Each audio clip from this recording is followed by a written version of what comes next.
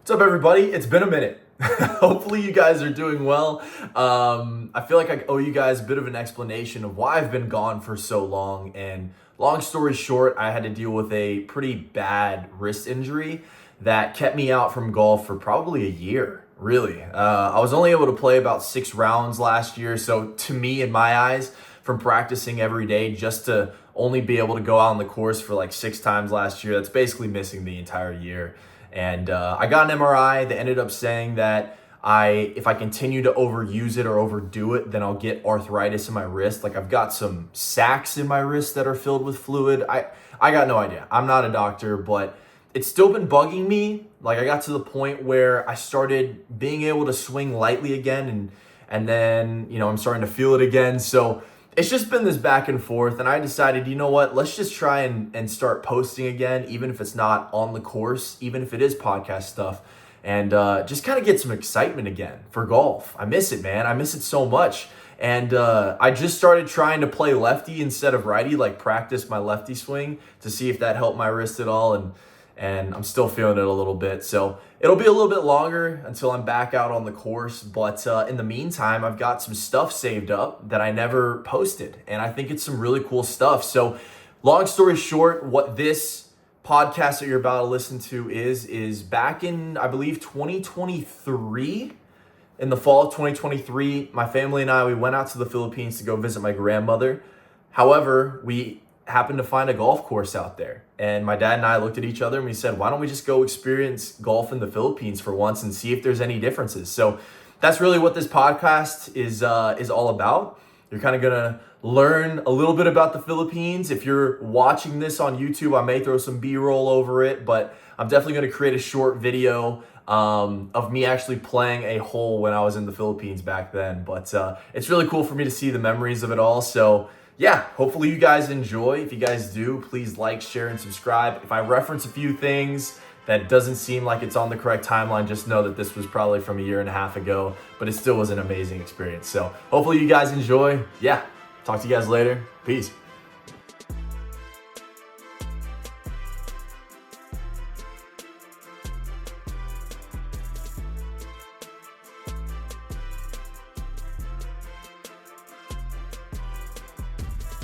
Hello, everybody, and welcome back to the Pure Golf Podcast. It's been a minute. A lot of things have happened in life. Today, I've got my dad here to talk about something entirely different. And so, basically, what we ended up doing at the end of 2023 is we actually traveled to the Philippines. We went to the Philippines to go see my grandmother, and I personally wanted to talk about our time in the Philippines, but more so the fact that we were able to play golf there.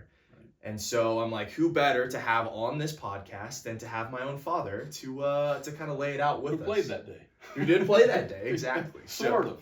Yeah, so if you guys do enjoy, please hit that like, share, subscribe button and everything under the sun. What happened in the Philippines? How was the golf course? And would we recommend people actually going there and trying it out themselves? So Sure. Off the initial bat, what do you think in comparison? Like the whole trip in general, what did you think? Well, the trip was hard. I mean, just traveling to where your grandmother lives is just a really hard trip. It was 30 hours from the time we left here in Cartersville and got all the way to where we were going in the Philippines.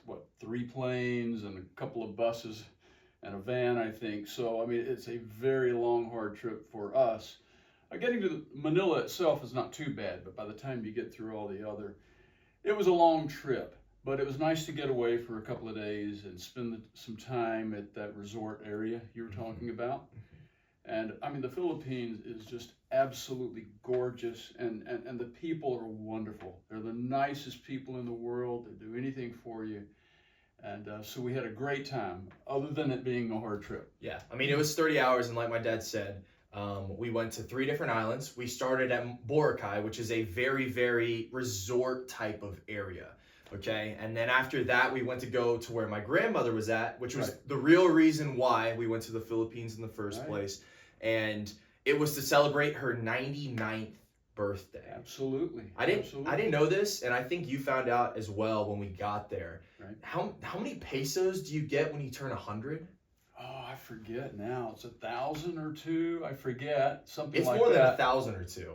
They told me Really? like 100,000 pesos.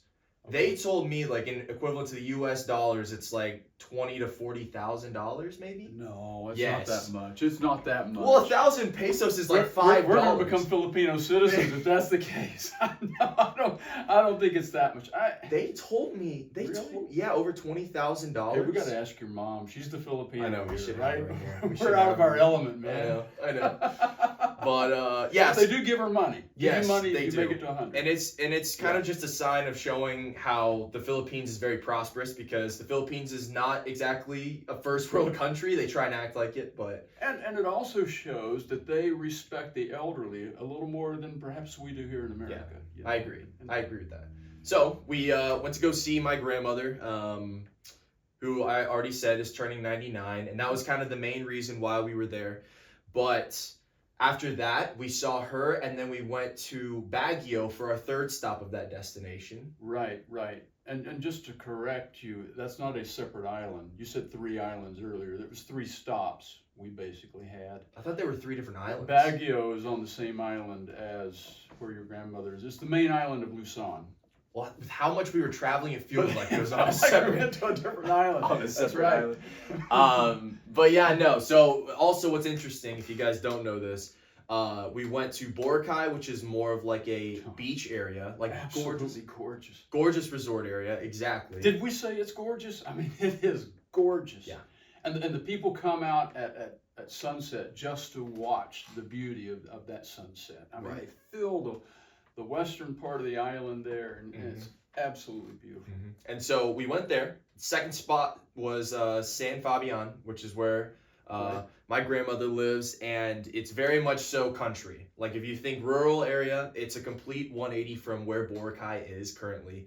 And then the last spot is Baguio, which Right. is probably, I would say, is the closest resemblance to an American city, like downtown Atlanta. Absolutely. Would you agree with that? Yeah, you had an I don't know if it's Air Force or Naval base that was there, American base. What's it called again? Camp John?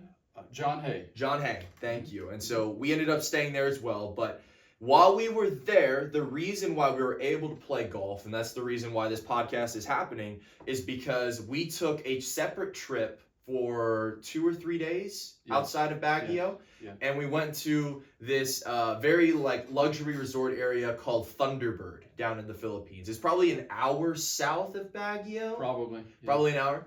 And so we were fortunate enough to play golf there. And that's the real reason why this podcast is happening. And I don't even know where to begin with the golf portion of this Well, I mean, podcast, but it's like the Philippines. I mean, the main thing to me is that it was just a beautiful location. Yeah. It was on the beach. It's not far from where they hold the national surfing championships in the Philippines, I believe. Right there in a town called La Union. And just absolutely gorgeous. I think it's hole 9, is it? That is their scenic hole where you approach the seashore and you're looking out over the ocean.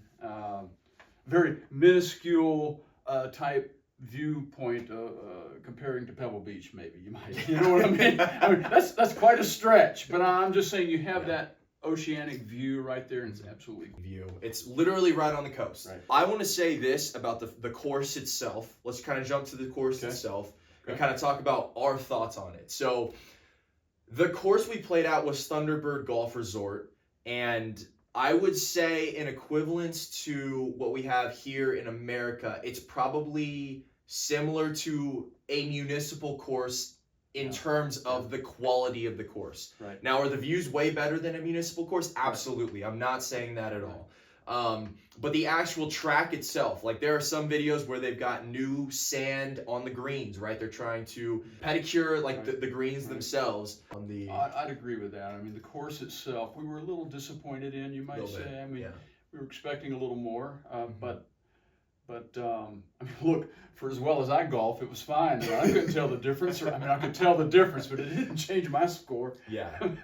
I want to emphasize this again. This wasn't a golf trip. If we were planning on golfing, we would have gone to Camp John Hay for their golf resort. And I took 2 seconds to walk out to one of those greens, and it's similar to your top tier country club in America. Absolutely. They call it the Masters of the Philippines. Exactly. Yeah. Now, I've never been to the Masters, and I don't golf that much really, so I don't know how to compare it.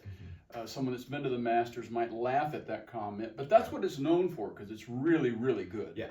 And so outside of that, golf courses there's not many of them in the Philippines. It's not like Atlanta or Georgia where there are a lot in our area. Where we're at, I feel like you can go to 6 or 7 different locations and play wherever I want. And so the reason why I bring that up is because the amount of hospitality there, the amount of caddies there, the people that were working the courses, every single golfer was required to have a caddy, right? They were trying to bring in that resort feel. Right.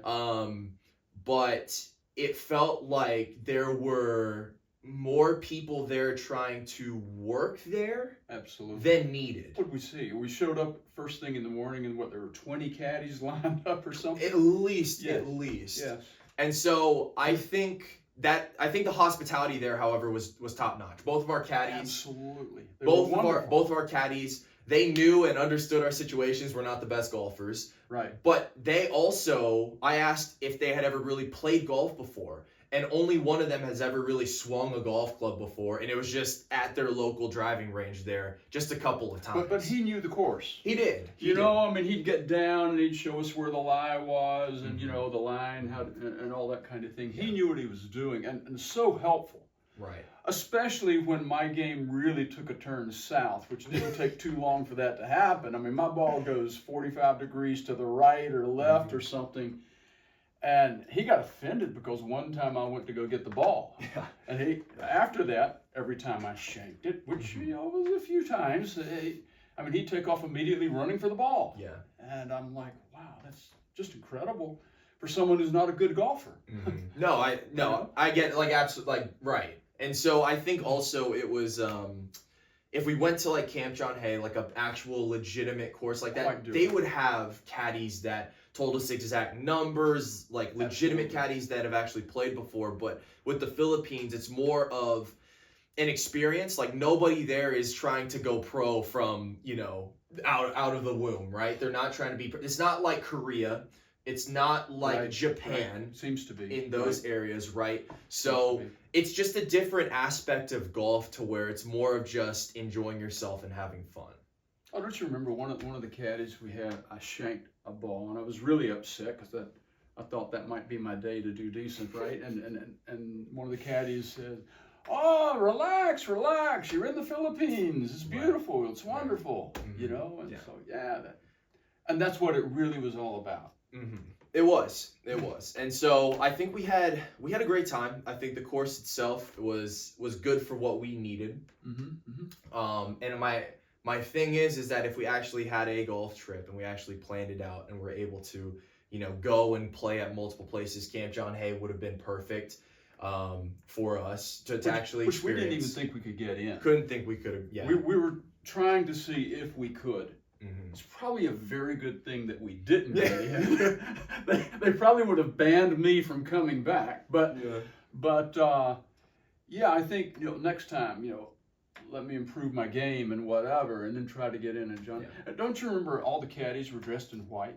Oh yeah, at John Hay. Yeah, it was really professional looking. Really done well. But it's funny because we were at Thunderbird Golf Resort and we've kind of laid out a picture of how it is, and you still got stuck up old white guys that were completely they were dickheads. They really were. I remember it was on the first tee, we were about to hit, and then because it's very laid back there, so we thought, our 2 caddies were like, you know what, we'll just go to the second hole and you guys can replay the first hole after we're done, right? And we get to the second hole, we were passing this group of an older white guy, and I think it's his Filipino girlfriend or whatever. And my dad is actually about to tee off, and he pulls up right next to us on the tee box, disregards the cart path, and basically tried to tell us off. He told us, he said, "Who do you think you are?" And I'm thinking in the back of my head, I'm like, who do you think you are, right? So wherever you go in golf, you still get the stuck-upness. I guess you can never escape it. So It happens. it happens. It happens. Well, but we had a great time. we did. We did. Love the Philippines, love the people. Yeah. And so I would love to do it again. Hopefully you guys enjoy. Stay tuned. Hit that subscribe button if you're listening to this on audio. Hit that 5-star rating because we will be popping a lot more podcast interviews and everything as the year goes along. And like I said, got a lot of content I still have to release for you guys, and that will be coming out very soon. So hopefully you guys enjoyed.